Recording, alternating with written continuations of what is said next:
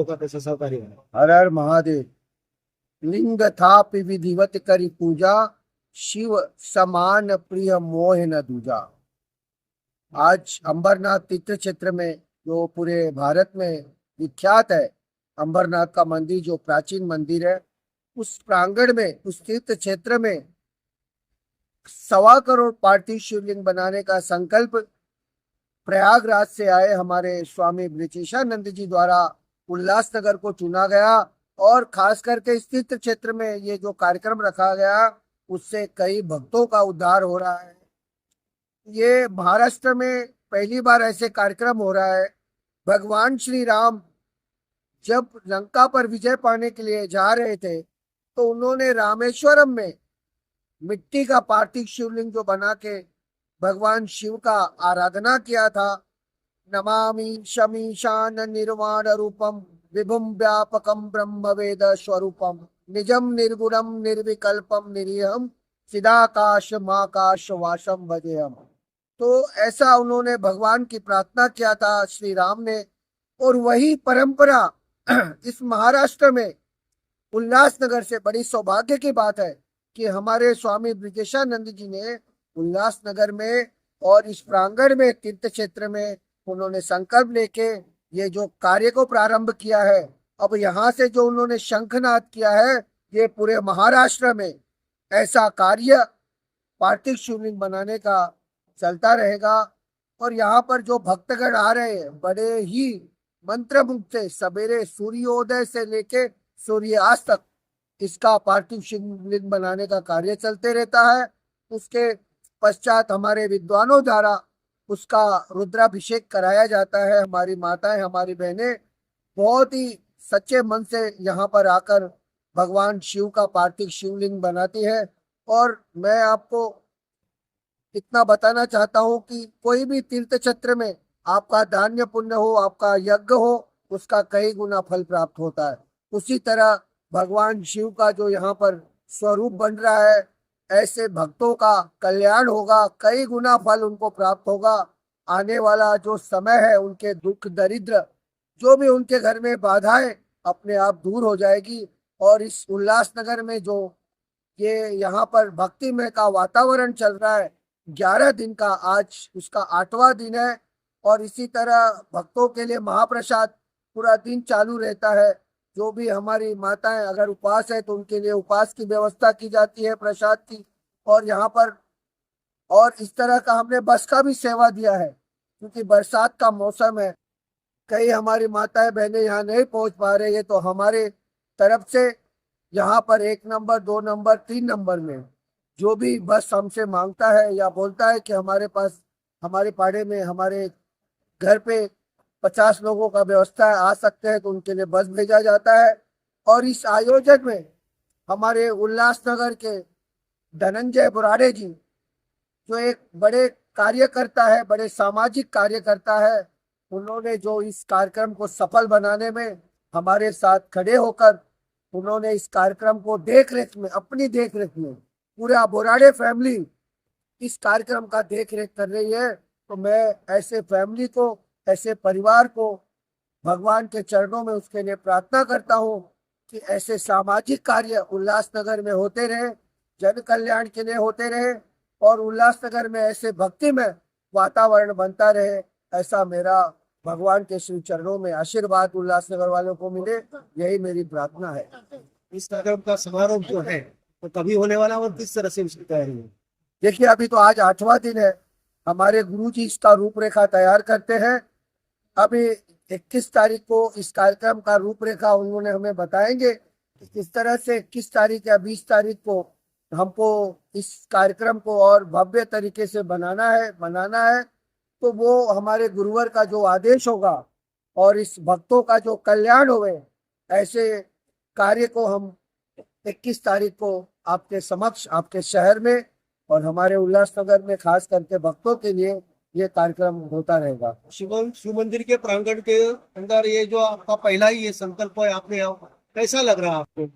बड़ा भक्ति में लग रहा है, क्योंकि शिव मंदिर में भगवान की आराधना करने के लिए भक्तगण आते हैं, और वहां से पूजा पाठ करने के बाद इस प्रांगण में आते हैं। और हमारे द्वारा जो प्रसाद भक्तों के लिए तैयार किया गया है। प्रसादों को ग्रहण करते हैं और बैठकर यहाँ पर पार्थिव शिवलिंग का निर्माण करते हैं। तो बहुत बढ़िया वातावरण है। आप खुद यहाँ पर देखिए कितना पॉजिटिव एनर्जी है, क्योंकि ये भगवान का तीर्थ क्षेत्र है। भगवान अंबरनाथ जो प्राचीन मंदिर है, पांडवों के समय की मंदिर है, इसका पूरे देश विदेश में इसका मंदिर का जो आशीर्वाद है सब लोगों को मिले, ऐसे लोग यहाँ पर आते हैं, बहुत दूर दूर से आते हैं। तो ये तीर्थ क्षेत्र का क्या बात कहना। और इसी तरह पूरे महाराष्ट्र में जितने भी तीर्थ क्षेत्र है, उस तीर्थ क्षेत्र में भगवान का ऐसे आराधना किया जाएगा और हमारे गुरुवर ऐसे कार्यक्रम को करते रहेंगे। ये संकल्पना आपने रखी है, इस साल पहली बार आपने अंबरनाथ के प्रांगण में रखी है। उसके बाद कुछ मतलब और भी आपका उसका मतलब इरादा है? पूरे महाराष्ट्र में हमने जो ये 1.25 करोड़ का शुरुआत अंबरनाथ मंदिर से किया है, भगवान के आशीर्वाद से किया है। और 12 ज्योतिर्लिंग के हिसाब से नहीं, अभी तो हम पूरे महाराष्ट्र में कर रहे हैं। ये गुरु जी का 49वां कार्यक्रम विभिन्न राज्यों में हो चुका है। 50वां जो था गुरु जी का, वो महाराष्ट्र में आकर उन्होंने अंबरनाथ मंदिर में शुरुआत किया है। और ये पूरे महाराष्ट्र के कोने कोने में जन जन तक ये पार्थिव शिवलिंग का क्या महत्व है। आपके सारे ग्रह अपने आप शांत हो जाते हैं, आपको कभी अकाल मृत्यु नहीं होगी। इस पार्थिव शिवलिंग का जो निर्माण करेगा भगवान शिव, उसके परिवार में उसका कभी भी अकाल मृत्यु नहीं हो सकती है, ऐसा शिव भगवान का साक्षात आशीर्वाद प्राप्त है।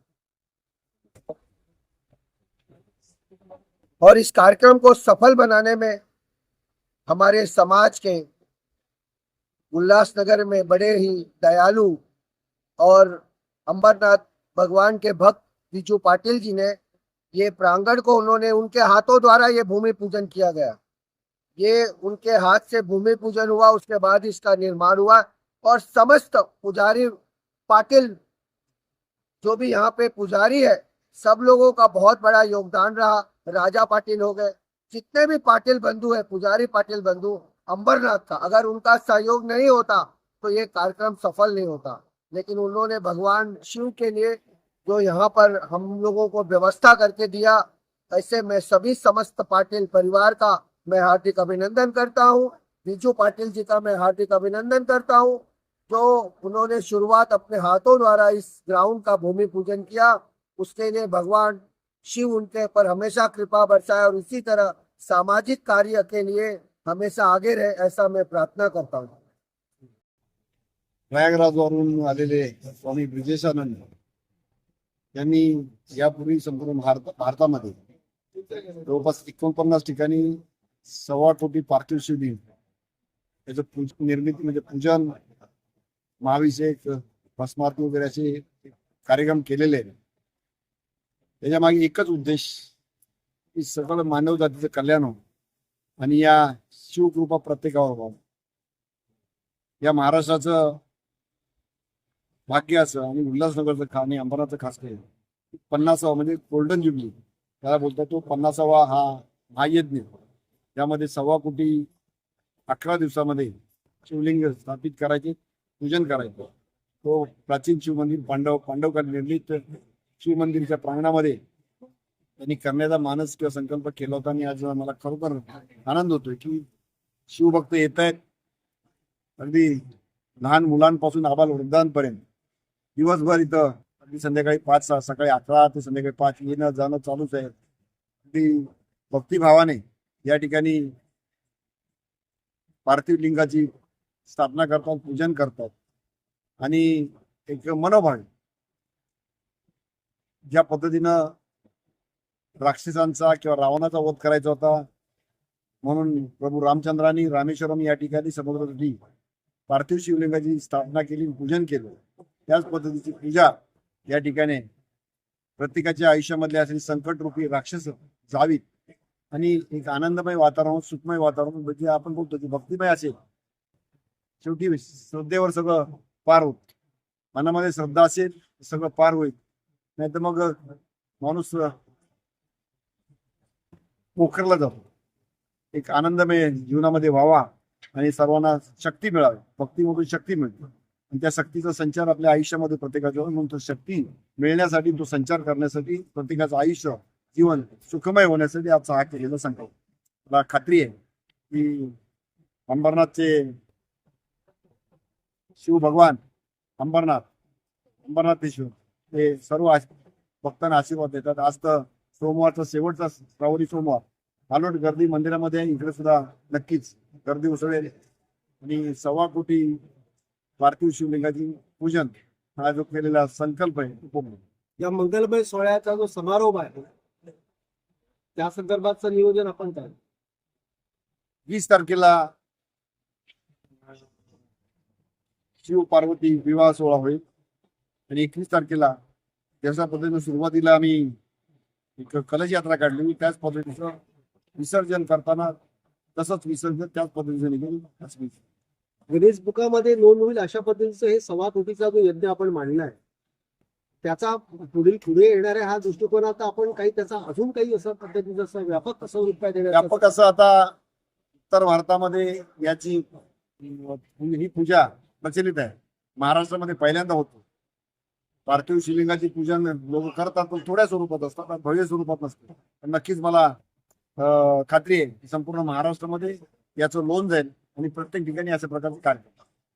आपल्यामध्ये 12 ज्योतिर्लिंगाचा जो हे आहे ठिकाण आहे अशा ठिकाणी आपण महाराष्ट्रातल्या येणाऱ्या काळामध्ये आपण अशी काही ठिकाणं निवडणार आहात का? हो, नक्कीच करायचं असा मानस आहे, असा संकल्प.